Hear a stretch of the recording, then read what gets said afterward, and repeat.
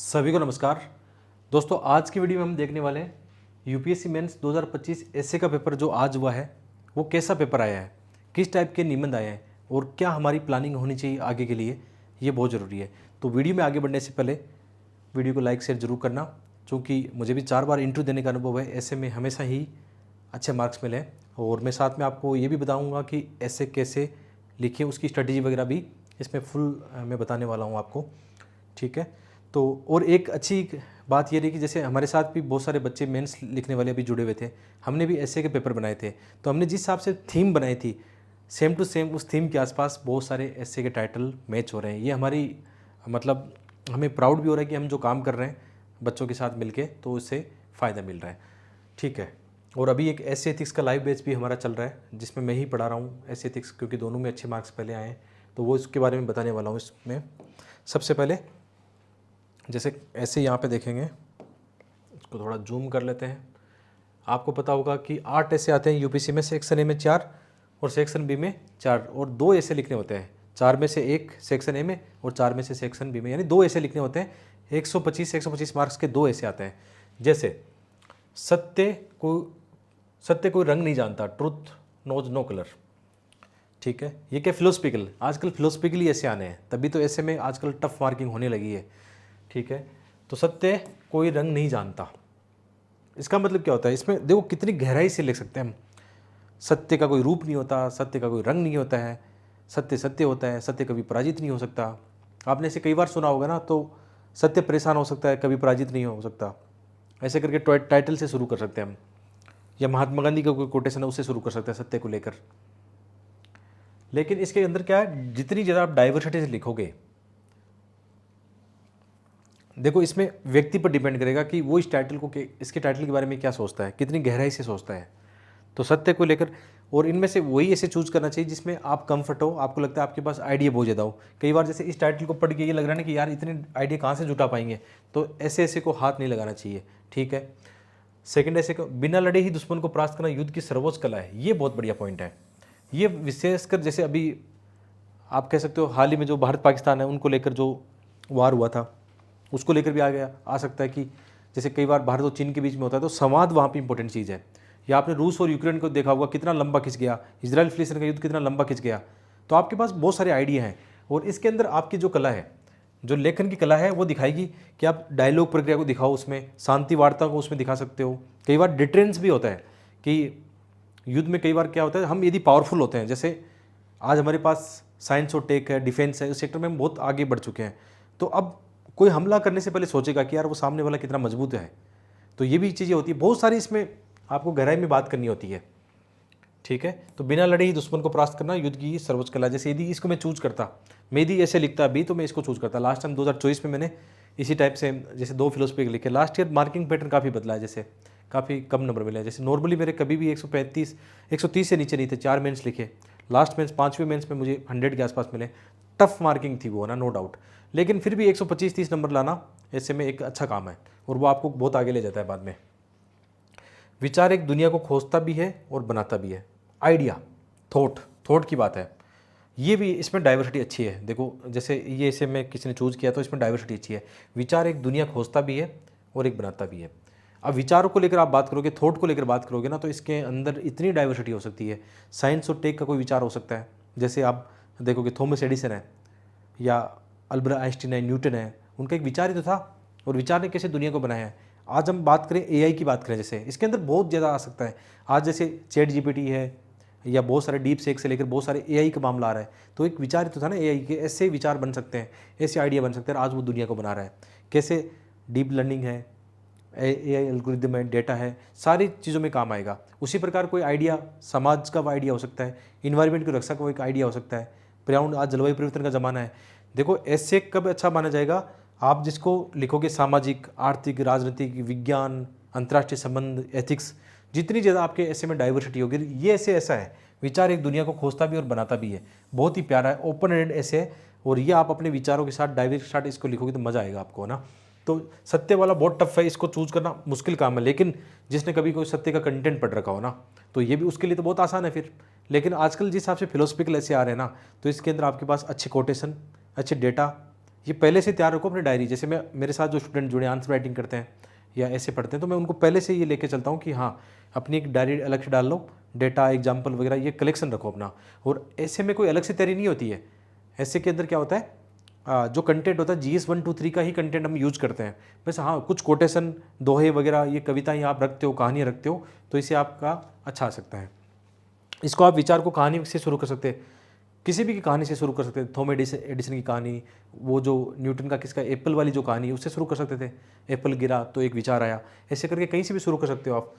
सबसे अच्छे सबक कड़वे अनुभव से सीखे जाते हैं। वही ठोकर वाली बात है, ठोकर खा के समझ में आता है, कड़े अनुभव से समझ में आते हैं। ये भी एक अच्छा विषय है। तो इन चारों में से यदि मैं चूज करता था, या तो तीसरा चूज करता, ये भी ठीक है, लेकिन तीसरा वाले के और ज़्यादा जा रहा हूँ मैं। ये भी ठीक है, लेकिन इसमें भी डाइवर्सिटी कमी लगेगी। तो इसका मतलब एक चीज़ ध्यान रखना, कौन सा ऐसे चूज करना चाहिए जिसमें आपके पास थॉट अच्छे हो, एग्जाम्पल अच्छे हो, डेटा अच्छे हो, और जो आपने पहले कहीं लिख रखा हो ऐसे। जैसे इस थीम पर जो हमारे साथ बच्चों ने प्रैक्टिस की, पक्का उन्होंने ऐसे इस थीम पर लिखा है कहीं। मैं आपको अपने वाले ऐसे भी दिखाऊंगा। और जो बिगनर्स है उनके लिए भी अभी मैंने रिसेंटली एक ऐसे एथिक्स का लाइव बैच अपने ऐप पे शुरू किया है, बहुत कम फी के साथ। फी बहुत नाम मात्र के रखते हैं, उसके अंदर लाइव पहले हम पढ़ाते हैं, टू दी पॉइंट पहले पढ़ते हैं, ठीक है।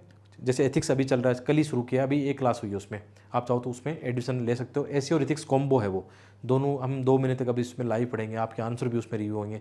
आप जो ऐसे लिखोगे या एथिक्स लिखोगे उसका हम रिव्यू कर देंगे। आप हमारे ऐप पे जा सकते हो, ऐप का लिंक डिस्क्रिप्शन में है, तो वो देख सकते हो। स्टडी विद डीजे अपना ऐप है, एंड और वीडियो के कमेंट बॉक्स चेक करना, वहाँ मैं लिंक डाल दूंगा अपने कोर्स का, देख सकते हो आप। और इसके अलावा सेक्शन बी, तो ध्यान रखना 4 में से एक ही चूज करना है। 125 मार्क्स का है, 1.5 घंटा उसको देना होता है, 1.5 घंटा इसको देना होता है।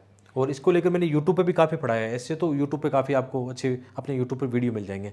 और ऐसे की अपनी बुक मार्केट में आती है, आप वो दे सकते हो। उसमें हम जैसे इस साल के जो ऐसे इनके मॉडल आंसर भी उसमें जोड़ देंगे, आप तब ले लेना उस बुक को। पिछले 5-7 सालों के उसमें PYQ आपको मिल जाएंगे। तो ये कितना अच्छा है कि मैले पानी को अकेला छोड़ने से ही उससे सबसे अच्छा साफ दिखाया जा सकता है। अब इसको अलग अलग तरीके से सोच सकते हो आप। जब आप दुखी होते हो, अकेले हो जाओ, तो मन में थॉट आते हैं, लड़ने की साहस की भावना बढ़ती है, तो अपने आप सही हो जाओगे। गंदा पानी भी तो शांत होकर नीचे बैठेगा ना, ऊपर से स्वच्छ पानी दिखेगा। तो इसकी डाइवर्सिटी फिलोसफिकल आइडिया बहुत अलग अलग एंगल से सोचा जा सकता है। वर्ष बहुत कुछ सिखाते हैं जो दिन कभी नहीं जानते। The year teach much which the days never know. ये भी काफ़ी डिटेल में है। ऐसे ऐसे को हाथ नहीं लगाना चाहिए, मुश्किल होता है थोड़ा सा। जीवन को एक यात्रा के रूप में देखना सर्वोत्तम है, नहीं कि गंतव्य के रूप में। ऐसा एक टाइटल हमने भी अपने ऐसे में दिया था, मैं आपको दिखाऊंगा। इस साल हमने जो टेस्ट लिए थे उसमें दिया था, जीवन को एक यात्रा के रूप में देखना सर्वोत्तम है, नहीं कि गंतव्य के रूप में। ये बात सही है, ये तो बहुत अच्छा लिखा जा सकता है इस पर। जैसे आप UPSC की तैयारी करते हो, ठीक है, जीवन को एक यात्रा के रूप में देखना सर्वोत्तम है, एक गंतव्य के रूप नहीं। आप एक केवल एक डेस्टिनेशन के रूप में देखते हो तो वहाँ जाके रुक जाओगे फिर आप। जैसे कल को आप केवल एक नौकरी के लिए गंतव्य समझते हो, जीवन को ये समझते हो कि नौकरी लगना ही सब कुछ है या पैसा कमाना ही सब कुछ है, तो आपका जीवन का एकांकी आ जाएगा, आप थम जाओगे वहाँ पे, ठहराव आ जाएगा। वो ठहराव आना ठीक नहीं है, बहते रहना ठीक है, हवा की तरह, पानी की तरह बहते। ये देखो अच्छे से आइडिया निबंध में लिखने होते हैं, ठीक है। और लकीली मुझे निबंध में हमेशा अच्छा महसूस होता है, क्योंकि UPSC में 5 मेंस लिखे तो उसमें 5 बार मतलब ट्रेंड के हिसाब से मुझे अच्छे मार्क्स मिले। एक बार 157 मिले, बाकी 120 133। तो यही तरीका कि मैं जो सिखाता हूँ उसके हिसाब से आप आराम से नंबर ला सकते हो। और यूट्यूब पे मैंने अच्छे खासे पढ़ाए हैं। संतोष स्वाभाविक संपत्ति है, विलासिता कृत्रिम निर्धनता है। ये अच्छा इससे है, संतोष स्वाभाविक संपत्ति है। अब देखो इसके अंदर आप है ना, इसको क्लाइमेट चेंज से भी जोड़ सकते हो, इससे लालच जो आता है समाज में उससे भी जोड़ सकते हो, इसमें देश का समावेशी विकास से भी जोड़ सकते हो। संतोष से आप ऐसी सोसाइटी से जोड़ सकते हो, जैसे भूटान का हैप्पीनेस मॉडल है, न्यूजीलैंड का जो भ्रष्टाचार को लड़ाई को लेकर मॉडल है, स्वच्छता का मॉडल है, न्यूजीलैंड का समाज आप देखोगे तो ऐसा है। तो इसमें अलग अलग एग्जाम्पल, जैसे मैं आपको बता रहा हूँ, भूटान का एग्जाम्पल, भारत का एग्जाम्पल, जो एक कौन सा दृष्टिकोण है भारत का, जो वसुदेव कुटुंबकम का दृष्टिकोण है, सबका साथ सबका विकास का दृष्टिकोण है, वो ऐसे आइडिया इसमें डालने हैं। विलासिता कृत्रिम निर्धनता है, एक तरह देखोगे विलासिता क्या ले जाएगी आपको। जैसे इसमें विलासिता से क्या होगा, मान लो आप बहुत ज़्यादा खाना खाओगे, अजीब सा खाना खाओगे, या बहुत ज़्यादा नशे की प्रवृत्ति आएगी मान लो, तो क्या होगा, निर्धनता। किसकी निर्धनता, आपकी हेल्थ की निर्धनता आएगी, आपका स्वास्थ्य का संकट वहाँ पे आएगा। इसके अलावा क्या आएगी, विलासिता से आप ओवर कंजप्ट करोगे, तापमान बढ़ेगा, जलवायु परिवर्तन, उसके इंपैक्ट सब पे पड़ेंगे बाद में। और विलासिता से क्या होंगे, उनके आने वाली जनरेशन कितनी खराब हो सकती है, जिनके पास मतलब अनाप शनाप जो भ्रष्टाचार से पैसा कमा के मतलब करते हैं, महंगी गाड़ियाँ खरीदेंगे, वो करेंगे। विलासिता देश की GDP को नुकसान पहुँचाती है, बाहर से वो लोग विलासी वस्तुएं मंगाएंगे, भारत का पैसा बाहर जाएगा, तो ऐसा भी होता है। पॉजिटिव भी होता है, लेकिन टाइटल के हिसाब से हम कैसे लिखते हैं। संतोष कैसा है, संतोष अच्छा है, क्योंकि इसमें क्या होता है, इसमें आप अपने हेल्थ का भी ध्यान रख सकते हो, अपने परिवार का भी ध्यान रखते हो, बहुत ज़्यादा मतलब तनाव भी न लोगे, मानसिक स्वास्थ्य भी आपका ठीक रहेगा। ऐसे करके मतलब बहुत सारे आइडिया हैं, तो इसको भी लिखा जा सकता था। ये भी एक अच्छा निबंध है जिस पे हम बात कर सकते थे। तो ये इस प्रकार का ट्रेंड है, मतलब इसका मतलब ट्रेंड क्या कह रहा है, आगे आप हमेशा फिलोसफिकल ऐसे के लिए तैयार रहना आप।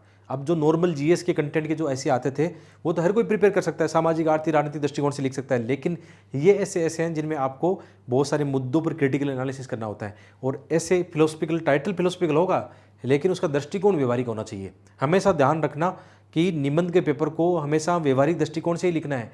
हाँ, आप बहुत सारे कोटेशन, बहुत सारी कविताएं, गांधी जी के जैसे कोटेशन होते हैं, या बहुत सारे वेस्टर्न थिंकर के कोटेशन यूज़ कर सकते हो, लेकिन दृष्टिकोण कैसा होना चाहिए, प्रैक्टिकल। हमेशा जो मानव से जुड़ी समस्या है ना, उनकी बात करो, चाहे वो विज्ञान की समस्या हो, चाहे जलवायु की समस्या हो, गरीबी की समस्या हो, महिलाओं के मुद्दे हो, संवेदनशीलता की बात हो, अल्पसंख्यक के मुद्दे हो, देश दुनिया की बातें हो, वो आपको डाइवर्सिटी में लाएगी। और हमेशा ध्यान रखना, एक अच्छा ऐसे हमेशा पैराग्राफ शैली में लिखा जाएगा, एक पेज में 2 पैराग्राफ होने चाहिए। जैसे पहले से फिक्स होता है कि इंट्रो में हम 3 पैराग्राफ लिखेंगे, बॉडी पार्ट में 10, 15, 20 तक पैराग्राफ आ सकते हैं, 12 पेज वहाँ पे खाली आते हैं, 3 पेज इंट्रो के, 9 पेज मेन, सॉरी 9 क्या मतलब लगभग 8 पेज मान के चलो, 8 या 7, ठीक है। ये फार्मूला होता है 3 पेज, सॉरी 3 पेज नहीं, 3 पैराग्राफ इंट्रो के लिए 1.5 पेज में हो गया, 3 पैराग्राफ निष्कर्ष के लिए हो गया कितने, 1.5 पेज, वो 3 पेज हो गए। और लगभग आप 9 पेज बॉडी पार्ट पे लिख सकते हो, 9 पेज बॉडी पार्ट पर, 1 पेज पे 2 पैराग्राफ, लगभग बॉडी पार्ट में आएंगे 18 पैराग्राफ। और टोटल पैराग्राफ हो गए आपके 6 पैराग्राफ, मतलब वो हो गए 3 इंट्रो 3 निष्कर्ष, तो 25 पैराग्राफ के आसपास, एक पेज में 2 पैराग्राफ। ये एक शैली होती है निबंध की। मैं तो भाई ऐसे ही लिख के आया हूँ, उससे नंबर मिले, बच्चों को भी ऐसे सिखाता हूँ, अपना अनुभव शेयर करता हूँ। और जैसे नॉर्मली आप देखोगे, जैसे ये हमने ऐसे के टेस्ट लिए थे बच्चों के, इस साल हमारा एक मतलब एक 2025 में जो मेंस लिख रहे थे बच्चे, उनका एक प्रोग्राम चल रहा था, उस प्रोग्राम में ये टेस्ट लिए थे हमने। जैसे आप निबंध देखोगे, देखिए ये रहा वो, यहाँ पे देख सकते हो आप, प्रत्येक यात्रा का एक अज्ञात गंतव्य होता है जिसे यात्री अनभिज्ञ रहता है। प्रत्येक यात्रा का एक अज्ञात गंतव्य होता है जिसे यात्री अनभिज्ञ रहता है। अभी हमने एक टाइटल देखा था, इससे मिलता जुलता टाइटल देखा था, महानता घबराने से नहीं, कुछ लोग महान पैदा होते हैं, कुछ ऐसे अलग टाइप का है। मतलब थीम आपको थोड़ा सा मिल जाएगी नॉर्मली। जैसे और भी ऐसे हमने लिए थे, अभी मेंटरशिप प्रोग्राम में बहुत सारे ऐसे लिए थे। जैसे मैं किसी को कुछ सिखा नहीं सकता, मैं केवल उनको सोचने को मजबूर कर सकता हूँ, कैसे सीखने का प्रक्रिया है। उसी प्रकार जैसे शांति शक्ति के द्वारा नहीं आ सकती, ये केवल समझ से प्राप्त होती है। समझ रहे हो ना, वार वाला ऐसे करके। तो ऐसे करके हमने भी बहुत सारे ऐसे लिए थे, उनकी थीम आप देखोगे ना तो उनसे मिली जुली होगी। बस आपको 2 ऐसे लिखने, और भी ऐसे लिए थे हमने, अभी मैं लगा नहीं पाया पूरे ऐसे, क्योंकि मुझे याद थे वो। जैसे हमने एक वार वाला भी, एक एथिक्स में एक कोटेशन दिया था उसमें, वो भी था। तो ऐसे बहुत सारे ऐसे हमने दिए थे थीम पर। और ये अपना ऐसे एथिक्स का प्रोग्राम है, अभी 18 तारीख को हमने लॉन्च किया, लेकिन अभी उसमें एक ही क्लास हुई है, ठीक है। एक इंट्रो क्लास है, एक कल क्लास हम कर चुके हैं, वो रिकॉर्डिंग उसमें मिल जाएगी आपको। और बाकी ऐसे तो अभी आने वाला 2 महीने हम पहले, 1 महीने एथिक्स पढ़ेंगे, 1 महीने ऐसे पढ़ेंगे। और ये मतलब बिगनर्स के लिए है, जो भी जो जिसने कभी क्लास नहीं की हो। और तो उसमें विशेषता दे सकते हो, सारा उसमें लाइव क्लासेज होगी। और अपना ऐप जो है ना, उसका लोगो ये स्टडी विद डीजे ऐप पे, गूगल प्ले और ऐप स्टोर पे जा सकते हो। और आपको यहाँ पे हेल्पलाइन नंबर दिख रहे होंगे नीचे, ठीक है, इन हेल्पलाइन पे कॉल भी कर सकते हो। लिंक इसका मैं वीडियो में डाल दूंगा। तो बताना वीडियो आपको कैसा लगा, इस बार का पेपर आपको यूपीएससी का कैसा लगा, कमेंट करके जरूर बताना। मिलते हैं एक और वीडियो में, आपका बहुत बहुत धन्यवाद।